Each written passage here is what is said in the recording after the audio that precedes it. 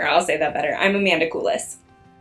First Sunday that we came, we instantly felt a connection to the way that Scott preaches and felt like he was somebody worth listening to. First impression of the church was good. I'll be honest, the history that I have, and it still comes up occasionally where I feel like I'm waiting for the other shoe to drop. I'm waiting for somebody to dislike my hair or dislike my personality and be like, we don't have a place for you here.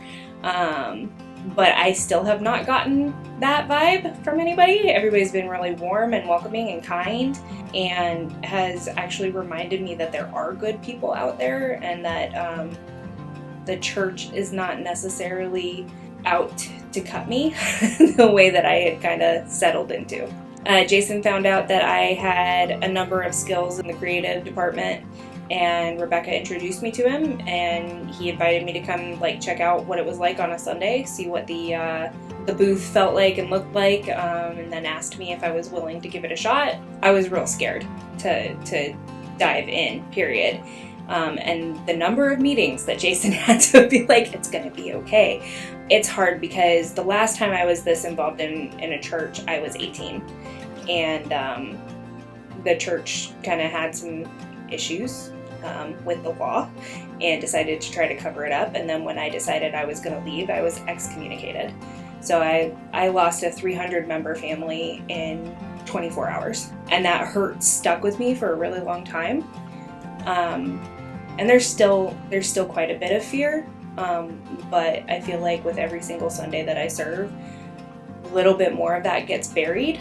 And a little bit of my hope and my faith gets restored. Even just on a personal level, I know, before October, both my husband and I were desperate for some form of community. Because I'm getting more of a Christian influence from the people that I'm hanging around, that environment itself has adjusted the way that I'm behaving. For a long time, I couldn't even listen to worship music without getting angry. If it came across my Apple playlist or whatever, it would be immediate. Change it. I don't want to hear it. I would get wildly uncomfortable when people would ask to pray for me, or if we were out to a dinner and somebody's like, let's pray for the server, I'd be like, can we not?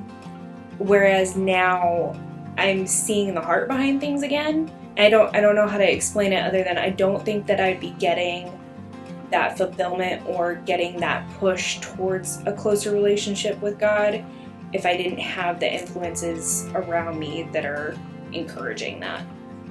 Because I adore my friends that are out of the church, but they're not the ones that are going to encourage that relationship to develop. They're going to be the ones that say, do you need it? And it's easy to be like, I guess I really don't, until you're back in it. And then you're like, I was wrong. I do need this.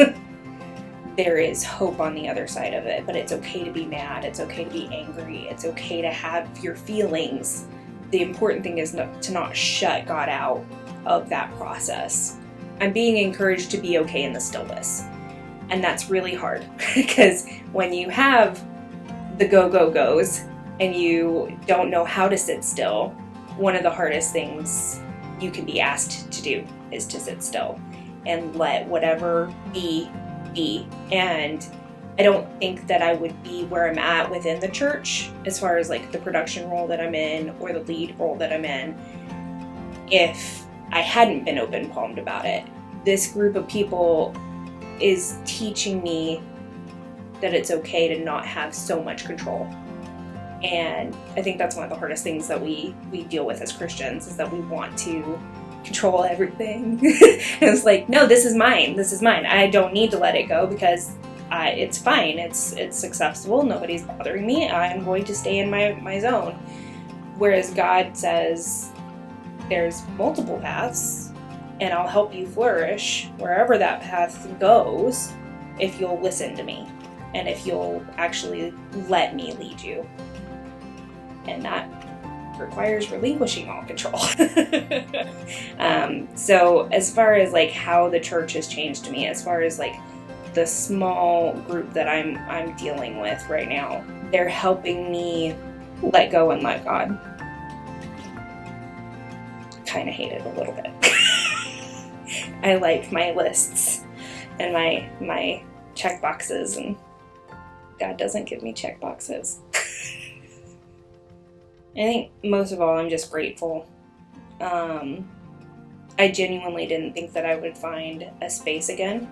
I didn't know if I was going to have the relationship that I have again. And that was a huge part of my life for a really long time. And then it was just gone. Because I couldn't understand how people could be cool when they say they follow Christ, who is the opposite. And this environment, this group of people actually mean what they say.